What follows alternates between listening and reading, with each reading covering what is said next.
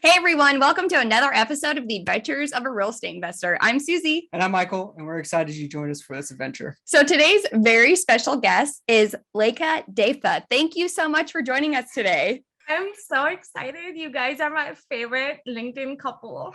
Oh, thanks. That's very sweet of you. So speaking of LinkedIn, Leka, we actually met on LinkedIn, right? So, and Right. yeah, you're a real estate investor. I think we met during one of Yona Weiss's LinkedIn challenges. And I've actually, before that, I kind of saw you around in the space and things like that. But then we were kind of put together in like one little group and we got to know each other a little bit better, which was awesome. So I'm glad that he does those because it brings together people that necessarily wouldn't have ever chatted before, right? Because I'm in multifamily, you're doing like, more single family stuff like flipping and stuff like that. And you're all in the Washington state. Out of our market and everything like that. So it's amazing. I'm so glad we were able to connect that way. Me too. I'm so glad we were in the same group. And I think I met Susie on the last challenge, right? Yeah. Because of the podcasting thing. And I was just like, Yes. blown away with it, all that you guys were doing from not even being in the country. So that was super exciting. And I'm so happy to be here today. Yeah, it's such a pleasure having you on the show. I'm really excited, and I'm excited for listeners about the amazing things that you're doing, and we're going to unpack those for them here shortly. But before we do that, Leka, would you mind sharing with our listeners a little bit about you and your background and why you started investing in real estate? Yeah, so I grew up in India. I moved to the US in 2006. And I was in fashion merchandising my entire adult life at that point. And so when I moved to the US, I moved to Seattle, Washington, and the trajectory that took me to fashion merchandising was like, to go join Nordstrom and like just have this amazing career there. So I did that for a good 7 or 8 years. And then I was like, this whole like working for someone else is not my thing. I had always been an entrepreneur growing up. Like I had started my first business when I was 18 years old. And so I was like, okay, how hard can it be to leave this career that I built? Like I spent a lot of time and a lot of energy and effort building this career from nothing in the US. Like how hard is it to just like walk away from it and then do something completely different and see if I can own it, basically. Yeah. So that's really what like made me even want to switch to something else. And real estate just happened to be one of those things that I was exploring. I wanted to do like new construction, but obviously that was more time consuming and I just didn't have that time. So I was like, okay, let me do something more short term, see if I even like it. So that's why I started flipping homes back in 2014. It's been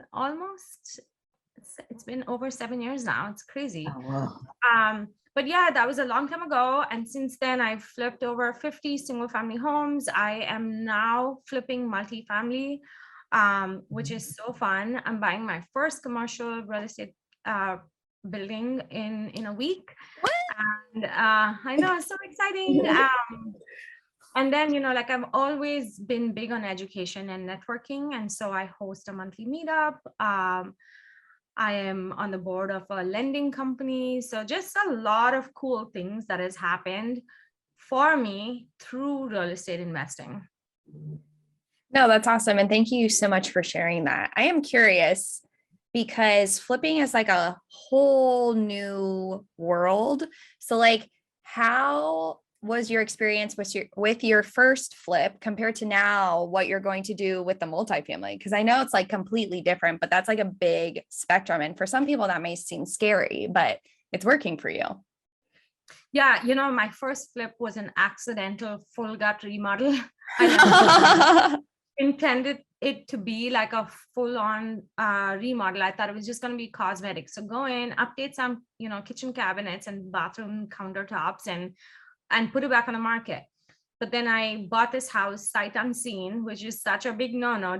Nobody do that. So I bought this house sight unseen. There was every problem in it. Like there was mold, there was a lot of reconstruction. There was just like so much stuff that I hadn't accounted for. But I think what that taught me was how to get in front of a problem and just solve it, finding people to help me solve it, and like finding my network and my tribe. And that's kind of what got me going. And then from then on, like I wasn't afraid of full gut remodels, and that kind of sort of became my thing, where I would only do a house if it had a lot of work to be done, because that also meant a huge paycheck at the end, like massive profit. And that was key in my market because it was such a hot market. Like there was 15 buyers for every little deal.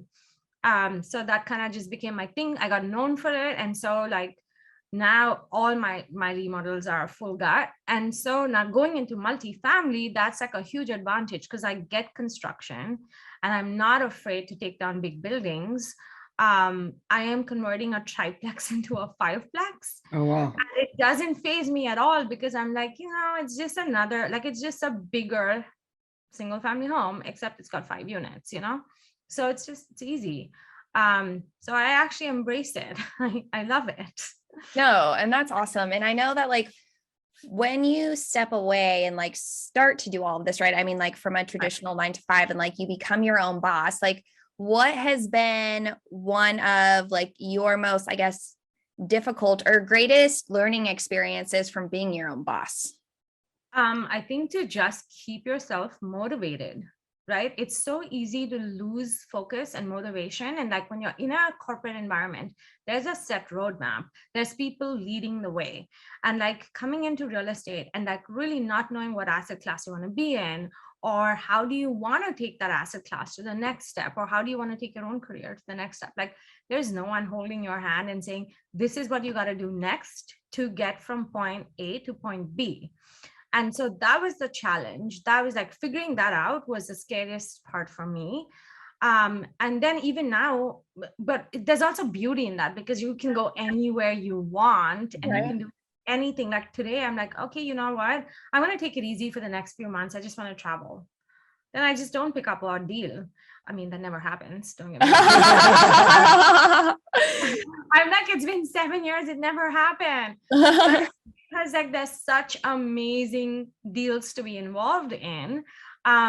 So I think that like roadmap was my biggest challenge in the beginning. Absolutely. And one thing, so I want to go back to the flipping and stuff like that. Like, so you're doing this full gut rehabs. Like these are houses that are dilapidated, that are probably an eyesore. Somebody's driving up and down the road. You're like, man, I hate that house on the left there. It's blue, the gutter's falling off, the roof caved in or whatever, right? Like I wish somebody would just come in and take care of it. And it kind of like devalues the entire neighborhood. If you have that one house that nobody took care of, or maybe somebody passed away and it got lost or whatever in the family and nobody ever took care of it. Like that's devaluing the neighborhood, devaluing the small little community around it. So you're actually going in, right? And you're revitalizing these homes, like bring them back up to the beauty that they were, right? And then selling those. So like it's really making a huge impact in those neighborhoods and even in those communities, right? And I guess do you see it that way? And I'm assuming you would, but yeah, just curious your thoughts on that. I love that you asked that. Actually, my tagline for my company is bettering communities one home at a time. That was perfect. And so, yes, that's perfect. So I have been outside these, like I buy the most horrific homes, like nobody would even want to enter. I once bought this house in a beautiful community, like 3 minutes from where I live. And I was outside with my contractor, and like all these neighbors were driving up and down, just like you said, and they would stop and be like, thank you for fixing this home. And it's just like this house was such a sore site in such a beautiful community, and it's kind of taking the community down because there were homes for sale around it. Nobody wanted to buy it because this house was just like full of trash in the front yard, like everything's falling apart, just like you said. So like to take something like that and like to better the community and to increase the values of those other homes around it, like that is such a dream come true. And now when I drive down the street, I'm like, oh yeah, I fixed up that home and that home, and like it's so cool. That's awesome. Like, my mark.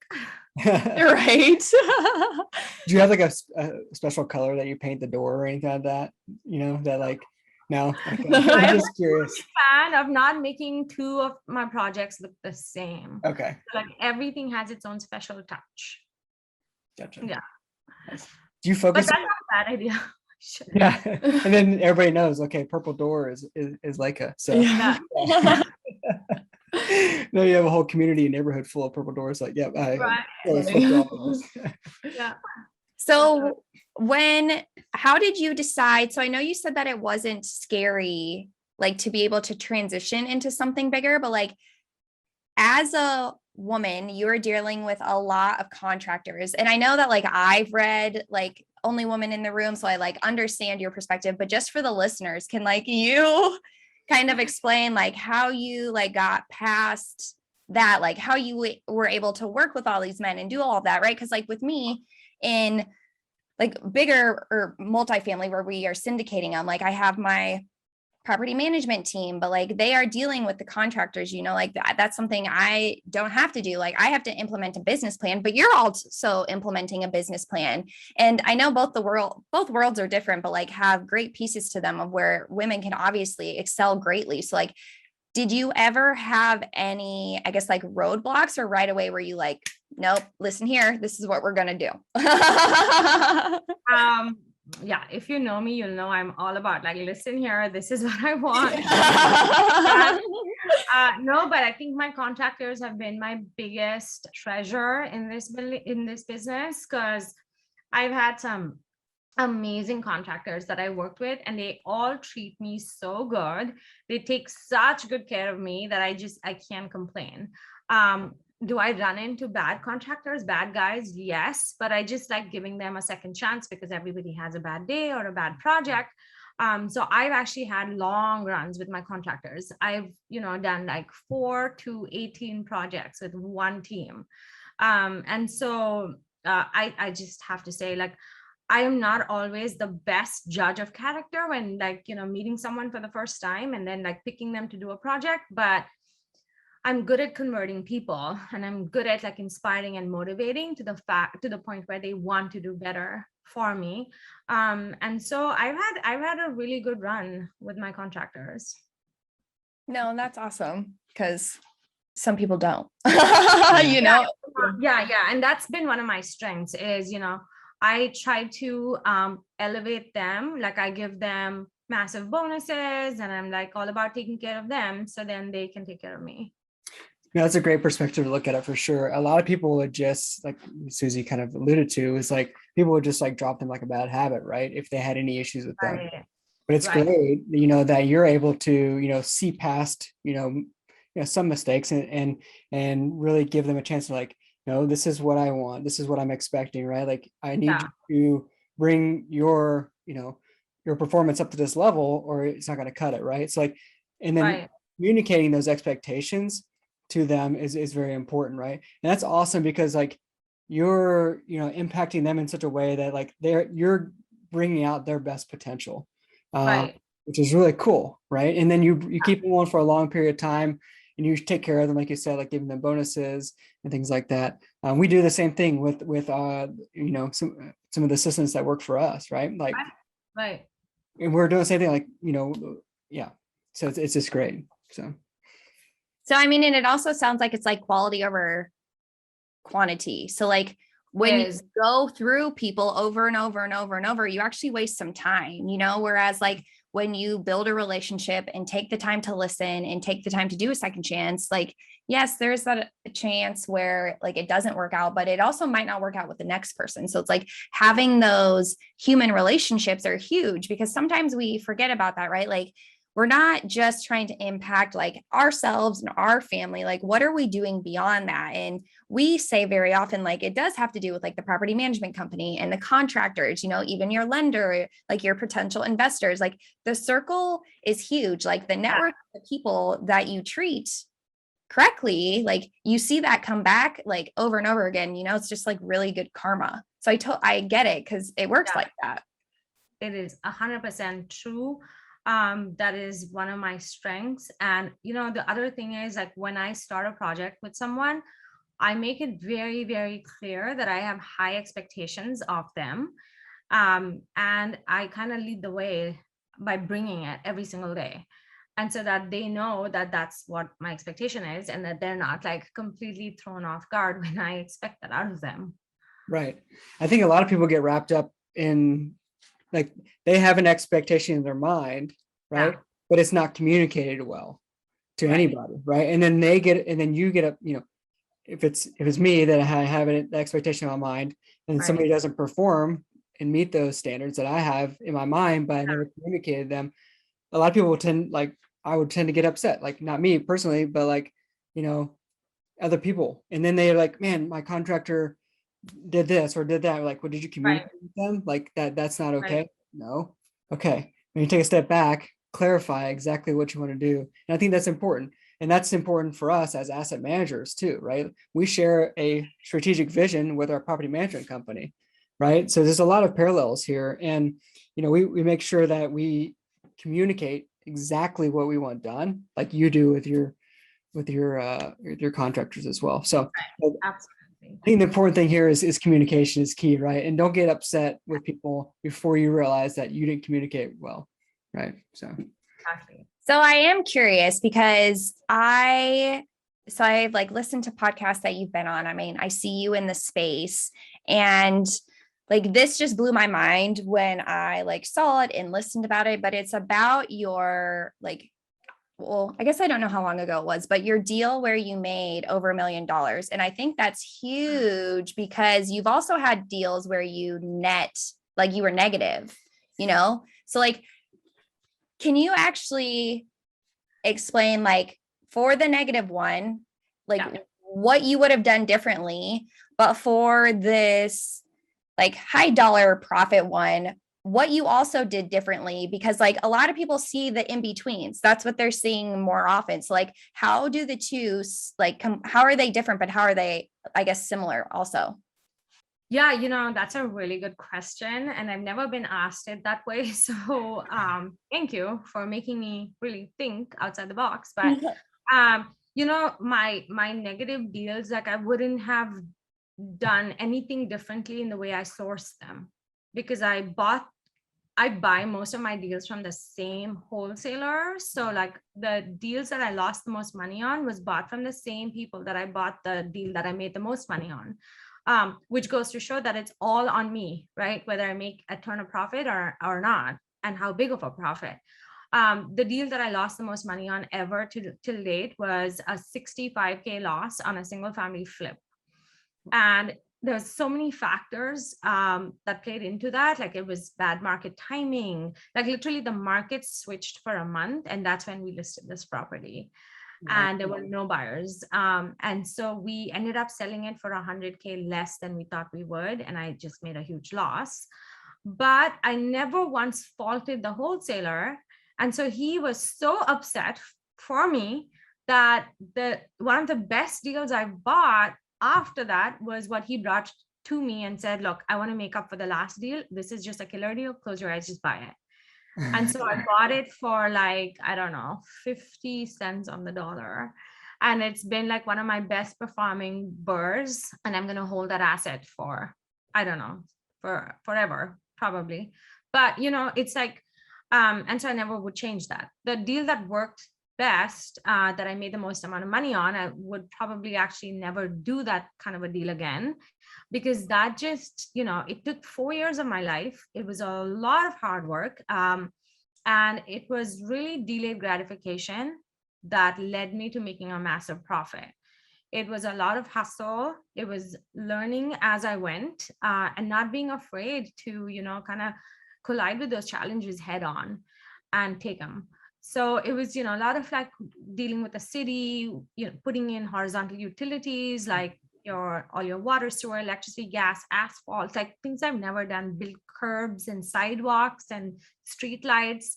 And that's like massive, right? Like you throw an apartment building in there and I'm like, so easy compared to like raw land and like dividing up raw land into different parcels. Yeah.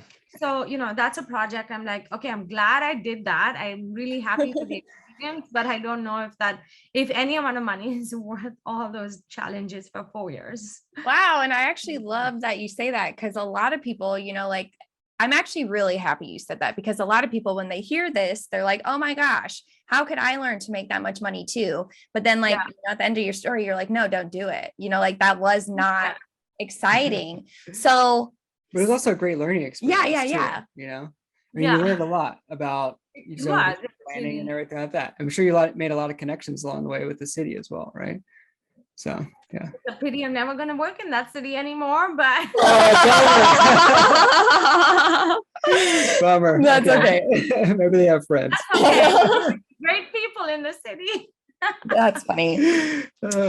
So you mentioned a BRRRR, and like with flips, obviously like you don't hold very often. Are you going to start to hold onto properties now, especially after your property that had a loss? Because if you would have held on to it a little bit longer, it sounds like you would have made a profit. Granted, no one would have known that. But so what was the, I guess, momentum to want to sell it rather than hold it? And then why are you holding now?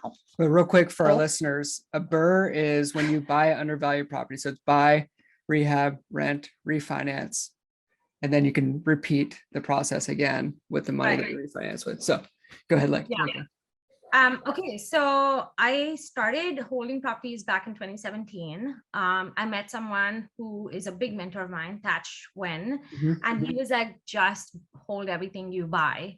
It's hard to do that in my market though, because when I buy a single family flip, it's really expensive. And so oftentimes the numbers don't work for me to hold it, but it would make a great flip with, it turns like a $200,000 profit. Like, why wouldn't I do it? Right. And that kind of fuels my BRRRR deals. The reason I didn't hold my loss was because no matter how long I held it for, the numbers wouldn't make up. Like my rent would not cover my mortgage. I wouldn't cash flow. Even if I did see appreciation, it wouldn't be immediate. Like if I just took all the money I put into it and put it in another deal, I would turn the profit much faster. So it just didn't make sense to hold it. Otherwise, yes, I would have held it. But no, I started holding properties in 2017. I'm at about 28 doors right now, and mine are expensive because they're all in the city of Seattle. So they're just like much more expensive doors. Yeah, no, that makes sense. Yeah, but I try and BRRRR most of my holds, which has been an amazing strategy for me, and it works great. Yeah, it is a very powerful strategy for sure. That's cool. I'm glad. Yeah, and I can imagine, it's, a lot of times you hear the 1% rule, whatever. So whatever the house sells for, 1% of it. So if it's $100,000 house, it needs to rent for at least $1,000 a month to cash flow properly. So I'm sure in Seattle, when the properties are $5 to $6 or even $1 million, it's hard to get somebody renting for $10,000 a month or whatever, right? So but that's my goal, is to buy these properties and fix it up and raise the value. Like I just did a fourplex. I bought it for $625. I was into it for about $800,000 when I was done, and that include the financing costs and rehab costs, and it appraised for $1.25. Whoa, that's awesome. And my rent from that is $7,200, so it's not quite the 1%, but it's close, but in an extremely appreciating market. So you can make that 1% or 1.5% rental income, but the asset is rarely appreciating. So my goal is to find these extremely appreciating assets in these hot markets and still somehow make them cash flow. That's awesome. I love it. I do too. One final thing I want to chat about before we move into the 4 questions here. And so Leka, you have been like all over social media, blowing up on Instagram, putting out all these videos. So if you're not following Leka on Instagram, she'll provide it. We'll drop it in the description below, so you can find her and follow her. But she is putting out a lot of video content, which is really awesome. Another thing is she's known to network, right? So I'm going to call you the networking queen. I don't know if you've ever got that term before, but it's awesome. And so one of the things you do to really expand your network is you host a meetup. And so I think it was like an in-person meetup from what I understand before COVID, and now it's kind of moved online. Do you see that ever going back in person, or has it just grown exponentially since you've gone online? Oh my gosh. So yesterday was our 3rd year anniversary of starting the meetup. So super exciting. It was such a pleasure to host the meetup yesterday, because I was like, it's been 3 years. Like, who would have thought it? But no, we started as an in-person. I am going to continue to do this virtually. And I was just asked to take over the largest in-person meetup in Seattle. Wow. By the host who moved away to Hawaii. And so I'm going to be hosting all of his events in Seattle. And those are in-person events. And those are massive. Like he typically has 150 to 200 people attend. Wow. It's a big deal. Yeah. So, and we get some really killer guests, like amazing people from all over the country, and we fly them in. So I'm going to start hosting those in person, but I'll continue to do these virtually because I have the best audience. Like you guys attended from all the way in like Cambridge, and I have people from Germany and Poland and India and New Zealand attend, and it's just like so heartwarming to see everybody join. And my guest speakers are fantastic, and the only reason we can have these people on there is because it's virtual. So there's something to be said about, continuing to do these things virtually, because it's like a gift that was given to us at a bad time, and I'm just going to embrace it. That's great. Yeah, that That's was a great awesome. gift. Yeah. That's fantastic. Because we get to do this. Yeah, right. Exactly. No, it's so true. Exactly. That's totally true. Yeah. So like, I know our adventurous family is like, Michael, can you just answer the questions? They're really excited to know what your answers are to these questions. So let's get into the adventurous 4. These are 4 exploratory questions we ask all of our guests. So like, I know you're a huge traveler. We chatted offline beforehand, but the first question, of course, is where is the one place you wish to travel to and why? Oh my God. I have had the pleasure of traveling to a lot of different countries. I go back to India every year, so I get to see some cool Asian countries when I go back. But French Polynesia has been on my list for a long time. And so I think when everything opens up, like that would be one of the places I would go to. I also love to sightsee. And as I was telling you guys, like Europe is my like absolute favorite destination ever. So I just pick a different country every year and go explore. Oh, I love it. That's cool. Exploring is fun. So our second question is, what is the number one thing on your bucket list, and how are you leveraging real estate investing to achieve it? Going back to travel, I want to just take a year off and go see the world. And so, I think real estate and creating passive incomes streams is helping me get there. That if I wanted to today, I could just do it. And, that's the beauty of it. Couldn't agree more. Right? Yeah, absolutely. That's our ultimate goal as well, right? But we want to create the systems and processes. We'll maybe do this together, yeah? Yeah, I like it. Yeah. I people that are on the same page. So that's awesome. Yeah. Absolutely. Totally agree. Yeah, we know several other people who are interested too. So maybe have a group, group. Yes. Do it. Yeah. The third question, Leka, is what is one piece of advice for someone who wants to start passively investing in real estate? Just do it. Don't wait. Just, go find, like, there's so many cool operators out there. Start networking extensively and find your one person that you completely identify with, and then just put your faith in it and do it. Because if you did lose 50 grand, and if you're younger, then you have the rest of your lifetime to recover that. But if you never take that first step, you're just going to live in regret and be like, oh, what if I started investing yesterday or 10 years ago? So just do it. Exactly. No, that was great. And then if you had unlimited resources available to you, how would you leave an impact? I want to get all these 16 to 23-year-olds into real estate. One of the biggest things that happened to me and was an eye-opener for me after my Bigger Pockets podcast and just being put on this huge platform is the 20-year-olds that were still in college or just out of college started reaching out to me. They're like, oh, we got our first job. It's at Facebook. I'm a software engineer. How do I also invest in real estate? And that like blew my mind, because at the age of 20, I was not thinking so long-term, such a high risk investing strategy, but also like something that could really leave a legacy and make an impact on your overall life. And so like, I think I want to kind of just fuel that and like really fuel that generation and be like, guys, you got to study about real estate. You got to study about investing. You got to make your money work for you and not the other way around. I love it. Yeah, absolutely. I think the millennial population is like really hard Yeah. to, I mean, I don't know what they are now, like what's after millennial, generation Y or something. I'm not sure. But the next generation, like where they grew up with a phone. I mean, they say millennials grew up with a phone in their hand and stuff like that. Like I didn't, even though I'm considered technically a millennial, whatever, like, but the next generation after us, right? Like nearly all this technology, they want instant gratification, things like that. So like real estate Right. investing, it's really hard to sell them on because, right? Because it's not a great get rich quick scheme, right? It's a get rich Ah, low and steady, right? So yes. yeah. 100%. Yeah. So before we end the show, like, would you mind sharing with our Adventures family how they can get a hold of you? Yeah, so I'm on LinkedIn and Instagram. Just find me. My handle is Leka Devatha, and I am happy to connect and introduce you, connect you with other people if you want to be connected, and just connect overall. So thank Sounds you good. guys for having me today. Absolutely. And so also your meetup, its name is Real Estate at Work, correct? Yes, it's real estate at work. We do it once a month, and you can attend from anywhere. That's awesome.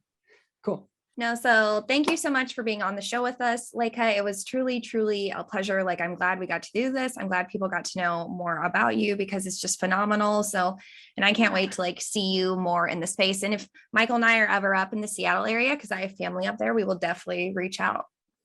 No way. Yeah, come visit anytime. And if you're ever over here in Europe, hit us Which up. I intend to be soon. Come see you guys for sure. Awesome. Absolutely. We'll meet you anywhere as well. So we can Done.